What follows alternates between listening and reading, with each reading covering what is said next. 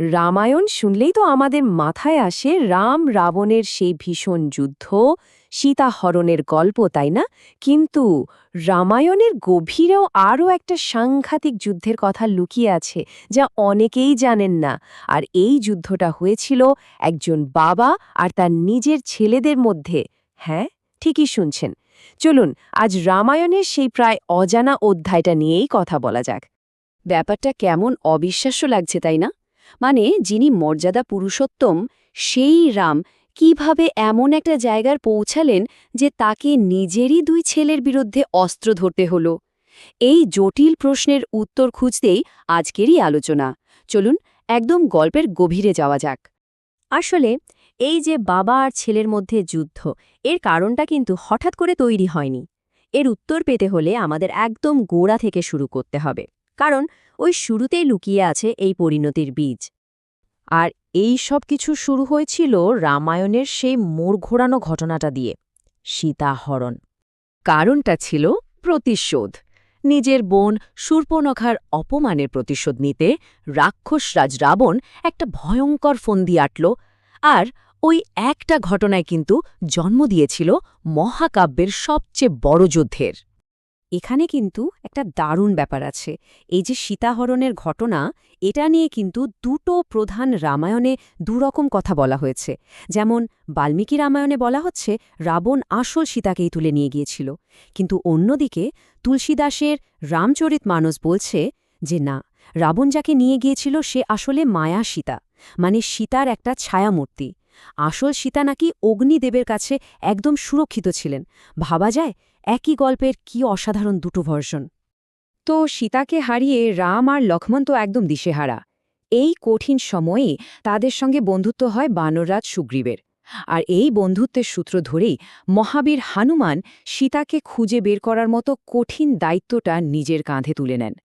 আর হনুমানের বীরত্বের কথা তো আর নতুন করে কি বলবো। তিনি এক লাফে বিশাল সমুদ্র পেরিয়ে রাবণের সেই দুর্ভেদ্য লঙ্কায় পৌঁছে গেলেন, আর সেখানেই অশোকবনের মধ্যে খুঁজে পেলেন বন্দিনী সীতাকে। কিন্তু লঙ্কায় গিয়েও বিপদ। রাবণের সভায় হনুমানের লেজে আগুন লাগিয়ে দেওয়া হলো, তাকে অপমান করার জন্য। কিন্তু হনুমান কি করলেন? তিনি ওই আগুনকেই নিজের অস্ত্র বানিয়ে ফেললেন। সেই জ্বলন্ত লেজ দিয়েই পুড়িয়ে ছাড়খাড় করে দিলেন গোটা লঙ্কা। রাবণকে একটা স্পষ্ট বার্তা দিয়ে এলেন যে যুদ্ধটা সহজ হবে না। হনুমান ফিরে আসার পরে শুরু হলো সেই ইতিহাস বিখ্যাত যুদ্ধ। বানর সেনারা মিলে সমুদ্রের ওপর সেতু বানালো, আর সেই সেতু দিয়েই রামের সেনাবাহিনী লঙ্কায় আক্রমণ করল। সে এক লম্বা আর ভয়ঙ্কর যুদ্ধ। আর সেই যুদ্ধের শেষে রাম রাবণকে বধ করে সীতাকে উদ্ধার করে অযোধ্যায় ফিরে এলেন। মনে হচ্ছিল যেন সব ঠিক হয়ে গেছে, কিন্তু না। যুদ্ধ শেষ হলেও সীতার জীবনের আসল পরীক্ষাটা যেন তখনও বাকি ছিল। এরপর শুরু হলো তার জীবনের সবচাইতে কঠিন আর দুঃখের এক অধ্যায়। লঙ্কা থেকে ফিরে আসার পর সীতাকে অগ্নি পরীক্ষা দিয়ে নিজের পবিত্রতা প্রমাণ করতে হলো, আর তিনি তাতে সফলও হলেন। কিন্তু রাজ্যের কিছু মানুষের মনের সন্দেহ দূর হল না। তাদের মধ্যে সীতার চরিত্র নিয়ে কানা ঘুষা চলতেই থাকল। আর এই লোকনিন্দার চাপেই রাম এক ভয়ঙ্কর সিদ্ধান্তের মুখে পড়লেন। একদিকে তার ভালোবাসা, আর একদিকে রাজার দায়িত্ব। এই দুয়ের দ্বন্দ্বে এক বুক কষ্ট নিয়ে রাম তার গর্ভবতী স্ত্রী সীতাকে রাজ্য থেকে নির্বাসনে পাঠাতে বাধ্য হলেন। নির্বাসিত সীতার জীবনটা এরপর একটা নতুন দিকে মোড় নিল। তিনি আশ্রয় পেলেন মহর্ষি বাল্মীকির আশ্রমে, আর সেখানে জন্ম হল রামের দুই সন্তানের, যাদের কথা রাম কিছুই জানতেন না। ভাবুন একবার, সীতা আশ্রয় পেলেন কার কাছে? স্বয়ং মহর্ষি বাল্মীকির কাছে, যিনি নিজেই রামায়ণ লিখছেন। আর ওখানেই তার দুই যমজ ছেলে লব আর কুশের জন্ম হল। ব্যাপারটা কি অদ্ভুত, তাই না? যে কবি রামের জীবনের গল্প লিখছেন তার কাছেই বড় হচ্ছে রামের নিজের ছেলেরা, অথচ কেউ কিচ্ছু জানে না। বাল্মীকির আশ্রমে লব আর কুশের শিক্ষাদীক্ষাও হল অসাধারণ। তারা শুধু শাস্ত্র বা যুদ্ধবিদ্যায় শিখল না, স্বয়ং বাল্মীকির মুখ থেকে পুরো রামায়ণটা গান হিসেবে গাইতে শিখল। কিন্তু সবচেয়ে আশ্চর্যের বিষয়টা কি জানেন? তারা যে গানটা গাইত সেটা ছিল তাদের নিজেদেরই বাবা মায়ের জীবনের গল্প, অথচ তারা নিজেরাও জানত না যে ওই গল্পের মহানায়কই তাদের বাবা। এটা সত্যিই একটা অবাক করার মতো ব্যাপার। রামের বীরত্ব, তার ত্যাগ, তার জীবনের সব গল্প প্রথমবার শুনেছিল পৃথিবী তারই 2 ছেলের মুখ থেকে। আর সেই ছেলেরা নিজের পরিচয় সম্পর্কে ছিল পুরোপুরি অন্ধকারে। তো গল্পটা এবার ঘুরে আবার সেই প্রথম প্রশ্নে ফিরে আসছে। ভাগ্যের এমনই খেলা যে বাবা আর ছেলেরা অবশেষে মুখোমুখি হল, কিন্তু বন্ধু হিসেবে নয়, একে অপরের শত্রু হিসেবে, একেবারে যুদ্ধক্ষেত্রে। ঘটনাটা ঘটল অশ্বমেধ যজ্ঞকে কেন্দ্র করে। রাজা রাম তার সাম্রাজ্যের ক্ষমতা প্রতিষ্ঠা করার জন্য এই যজ্ঞের আয়োজন করেন। নিয়মটা হলো, যজ্ঞের একটা ঘোড়া সারা বছর ধরে সব জায়গায় ঘুরে বেড়াবে, আর যে ওই ঘোড়াকে আটকাবে তাকে সরাসরি রাজার সঙ্গে যুদ্ধ করতে হবে। এদিকে বনের মধ্যে লব আর কুশ তো এইসব নিয়মের কিছুই জানে না।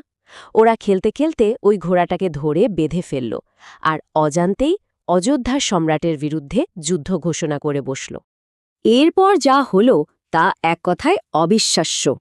ঘোড়াটাকে ছাড়াতে অযোধ্যার বিশাল সেনাবাহিনী এলো, কিন্তু ওই 2 কিশোরের বীরত্বের কাছে তারা সবাই হেরে গেল। এমনকি রামের ভাইরা লক্ষ্মণ, ভরত, শত্রুঘ্ন আর মহাবীর হনুমানও তাদের কাছে পরাজিত হলেন। যখন সবাই হেরে গেল, তখন সম্রাট রাম নিজে এলেন যুদ্ধক্ষেত্রে, সেই 2 অসামান্য বীরের মুখোমুখি হতে। কিন্তু তিনি তখনও জানেন না, যাদের বিরুদ্ধে তিনি লড়তে এসেছেন তারা আসলে তারই সন্তান। বাবা আর ছেলেদের মধ্যে এক ভয়ঙ্কর যুদ্ধ প্রায় শুরু হয়েই গেছিল। ঠিক সেই সময়েই সেখানে এলেন মহর্ষি বাল্মীকি। তিনি যুদ্ধ থামিয়ে দিলেন আর রামের সামনে সেই সত্যিটা তুলে ধরলেন, যা শুনে রাম একেবারে পাথর হয়ে গেলেন। তিনি জানতে পারলেন এই 2 বীর আসলে তারই হারিয়ে যাওয়া 2 ছেলে, লব আর কুশ।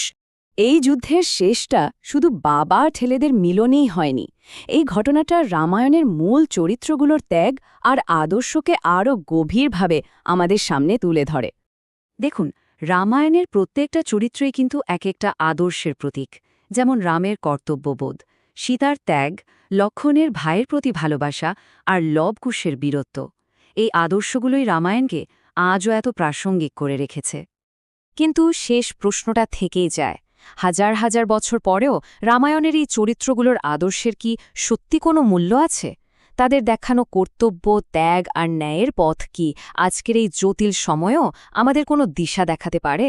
এটা কিন্তু ভাবার মতো একটা প্রশ্ন।